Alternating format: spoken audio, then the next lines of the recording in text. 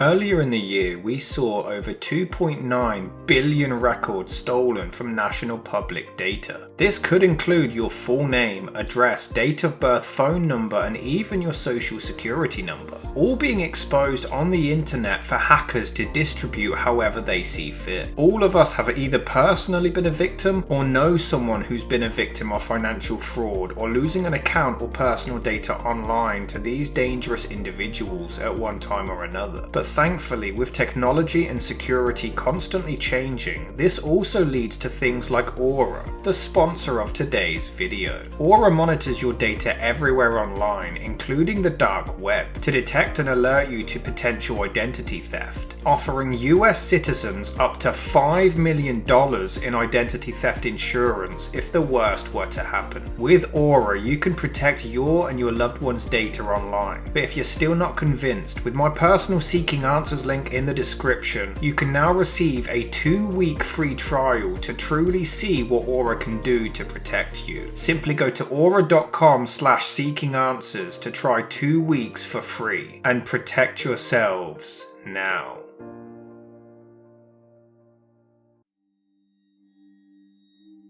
Henry Lee Lucas was born on August 23rd, 1936, in Blacksburg, Virginia, the youngest of 9 to mother Nellie and father Anderson, who was a double amputee, having lost both of his legs in a horrific freight train accident at the workplace, leading to him manufacturing alcohol illegally just in order to support himself and his family, to which he was also an avid drinker, supposedly introducing Henry to alcohol at an early age. Speaking later of his father, Henry stated, quote, "My daddy didn't do anything. He sold pencils." End quote.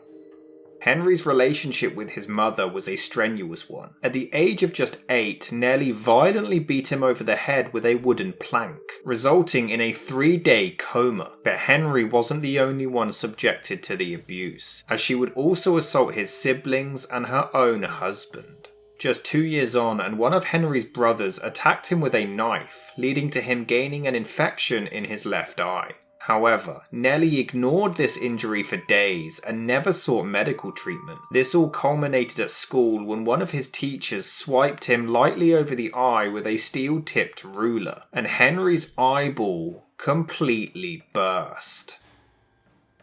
This led to the eye being surgically removed and then replaced with a glass prosthetic. Growing up, Nellie was a prostitute who even forced her own son to watch her engage with her clients. When describing his early childhood memories, Henry would later state, quote, "First thing I can remember was when my mum was in bed with another man in the house and she made me watch it. I just couldn't stand there and watch. I had to turn my back and walk out of the house, and after I did that she beat me because I didn't watch it." End quote.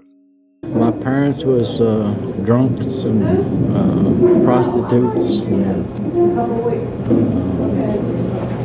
Your mother was a prostitute?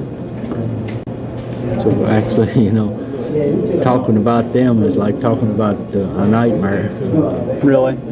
To escalate the abuse further, Nellie forced her son to cross-dress in public and also began to pimp him out to several men and women on the streets. This was public knowledge at the time, and several of his teachers often complained about it, which led to a court order being raised to attempt to stop the behaviour. But sadly, the abuse would only continue behind closed doors.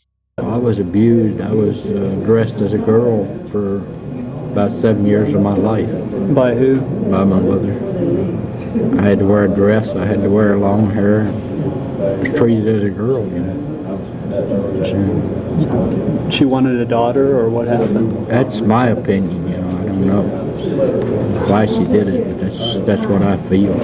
One of Henry's uncles gifted him a pet mule at one point, but Nellie killed it in front of him and then beat him as a punishment for her having to pay to have the body removed. To add to his ongoing issues, Henry was also heavily bullied at school and didn't have many friends. He would later state, quote, "I hated all my life. I hated everybody. When I first grew up and can remember, I was dressed as a girl by my mother, and I stayed that way for 2 or 3 years. And after that, I was treated like what I call the dog of the family. I was beaten. I was made to do things that no human being would want to do." End quote. Sound like you had some good memories of childhood, though. Well, I did with my brother, when we played or something like that. We always had a good time. Our lives, as far as growing up, is, I guess you say, the way other children grow up was different. It was in 1951 when Henry's father Anderson drank so much alcohol that he passed out outside the house in a cold blizzard, remaining there all night and tragically passing away from hypothermia at the age of 50. As he entered puberty, Henry began an incestuous sexual relationship with his half-brother, before indulging in bestiality with live animals before killing them. And it was that same year when he claimed to have committed his first ever murder.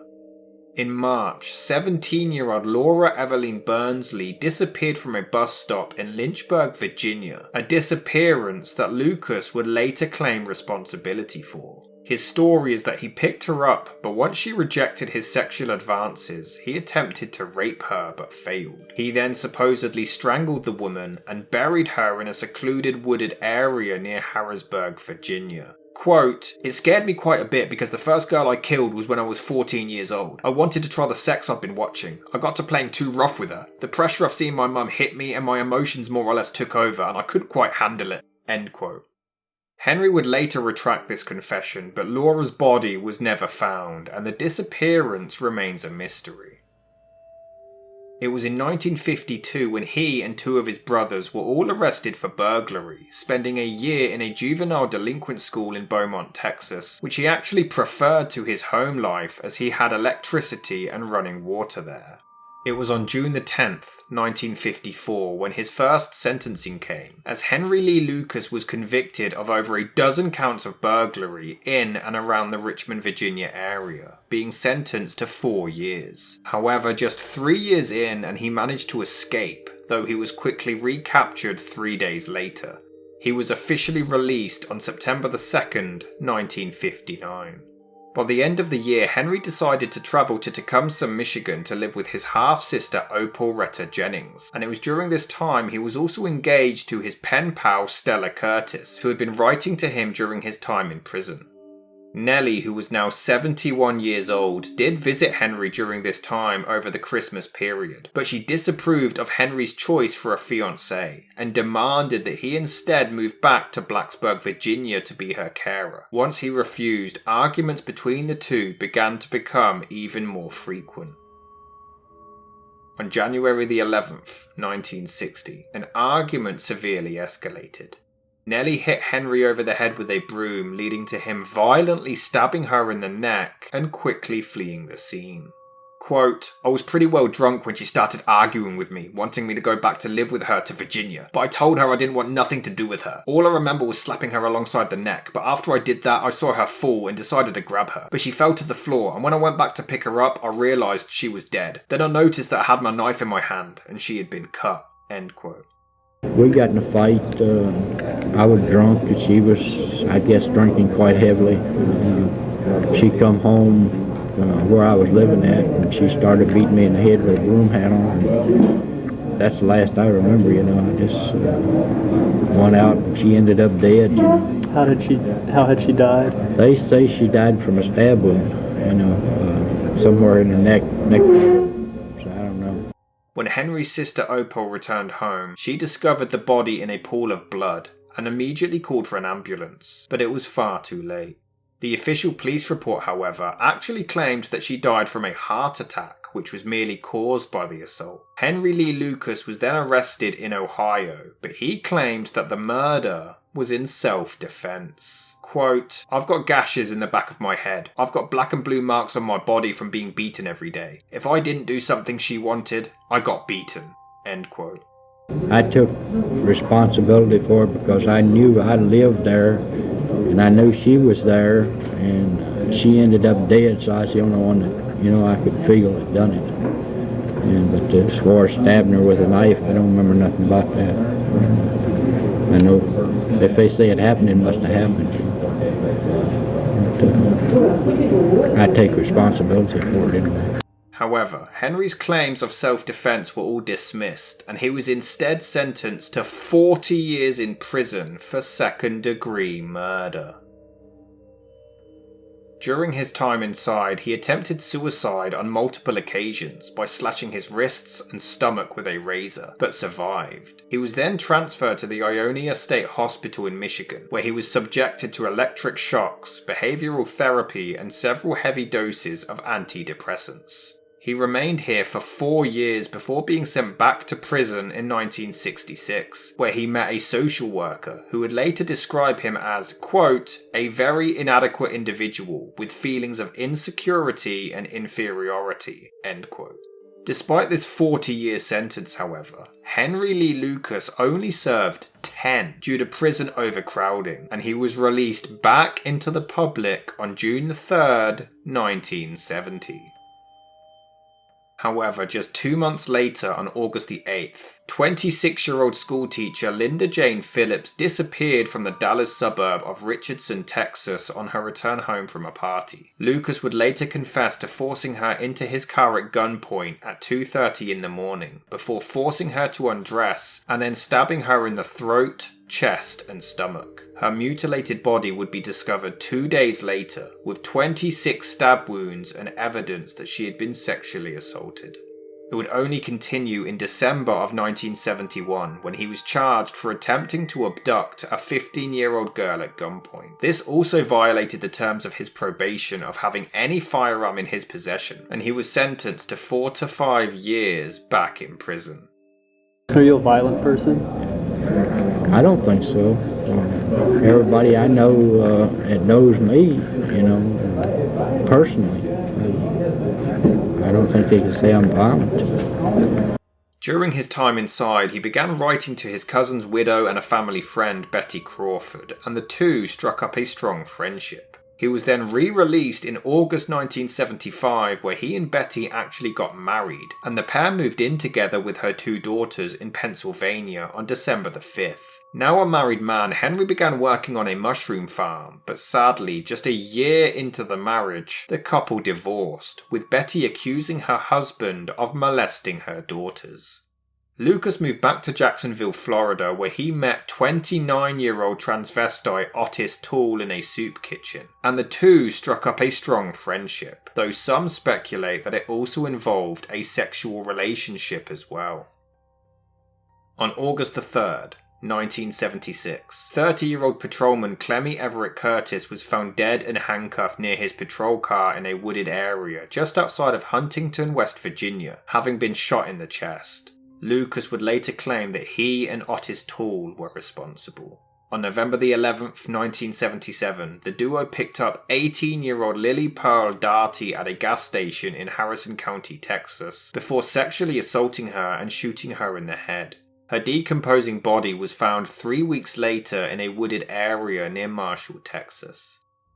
It was in 1978 when the duo moved in with Toole's mother in Springfield, Florida, and Henry gained a strange relationship with Ottis's 11-year-old niece, Becky Powell, who had a mild intellectual disability and had just escaped from a juvenile detention center.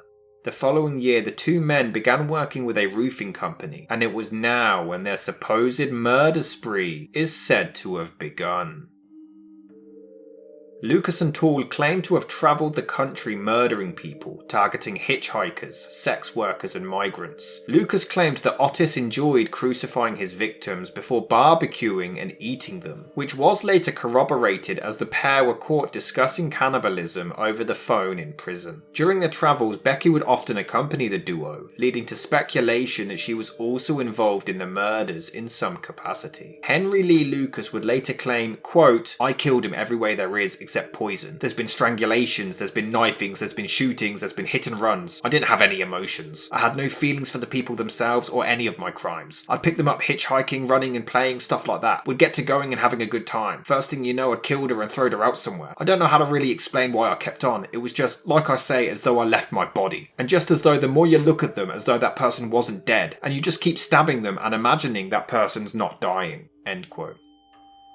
On April the 26th, 1981, Henry Lee Lucas broke into the Brownfield, Texas home of 17-year-old babysitter Diana Lynn Bryant with the intent to perform a burglary. However, once inside, he stole a knife, cut a cord from the vacuum cleaner, and then used it to strangle the girl.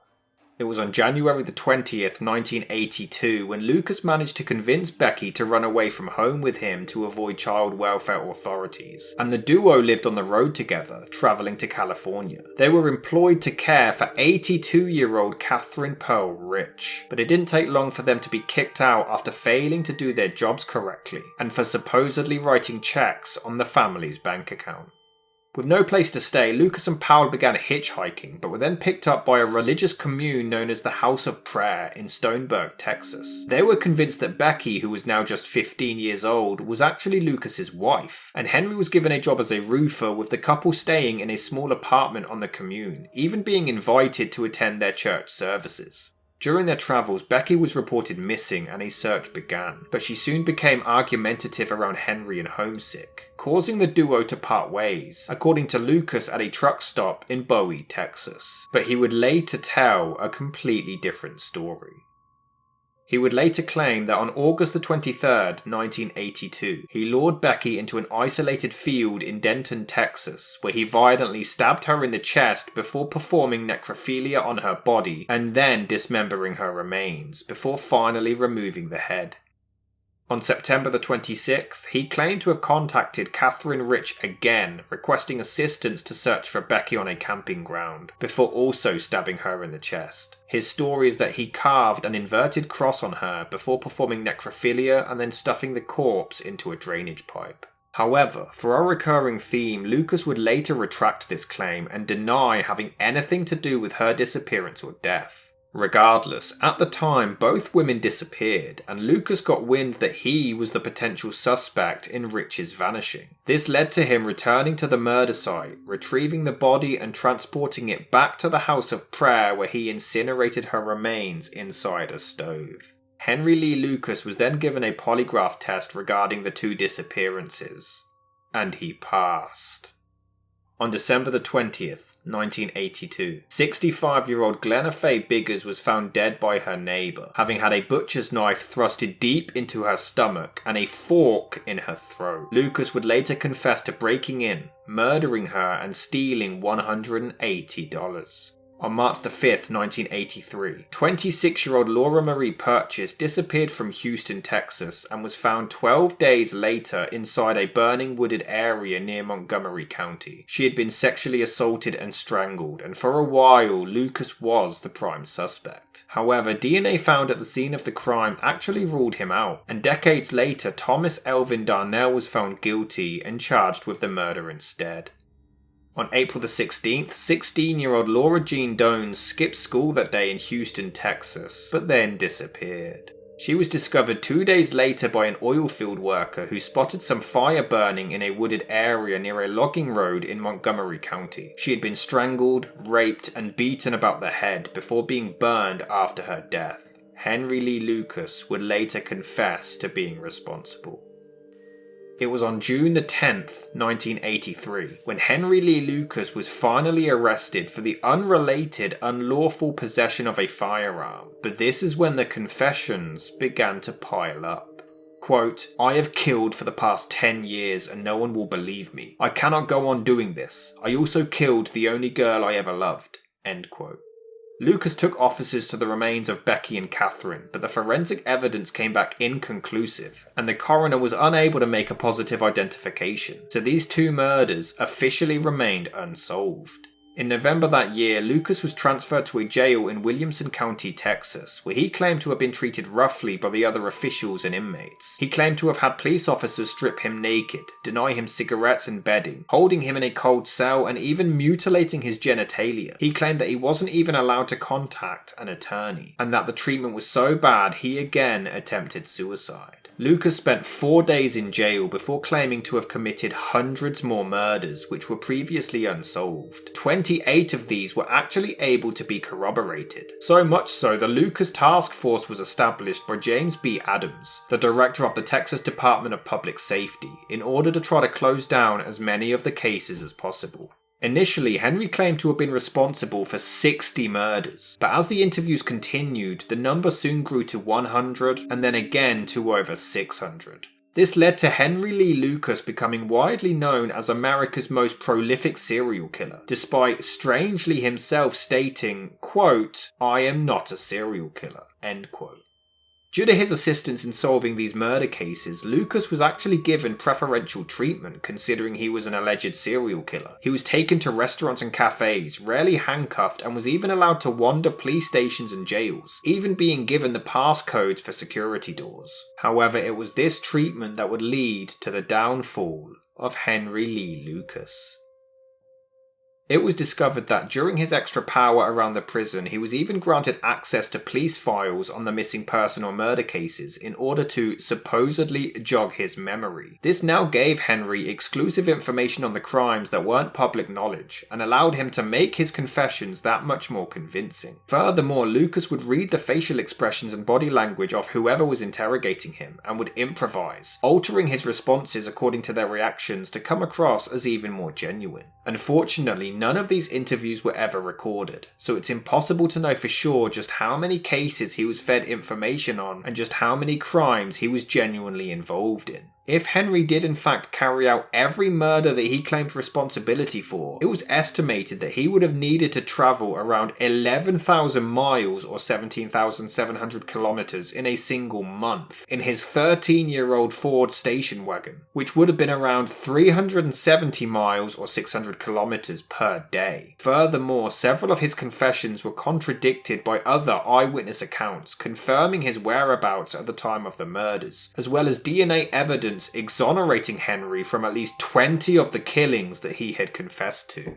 Due to this discovery, by April 1985, many of the investigators began to discredit the majority of his claims. His stories even became so outlandish that he supposedly committed murders in Spain and Japan, despite having never left the country before, and he even attempted to take responsibility for murdering Jimmy Hoffa. He claimed to have murdered a teacher in Virginia who was located and was very much still alive and well, and he also took responsibility for the death of Carolyn Savenka, who had vanished from Williamson County in 1982. He was able to describe in detail a necklace that she wore at the time and claimed to have murdered her before performing necrophilia, before her remains were located, and it was actually concluded that she had an epileptic seizure during driving, which caused a car accident which was the true cause of her death. Attorney General of Texas Jim Mattox stated, quote, "When Lucas was confessing to hundreds of murders, those with custody of Lucas did nothing to bring an end to this hoax. We have found information that would lead us to believe that some officials cleared cases just to get them off the books." End quote.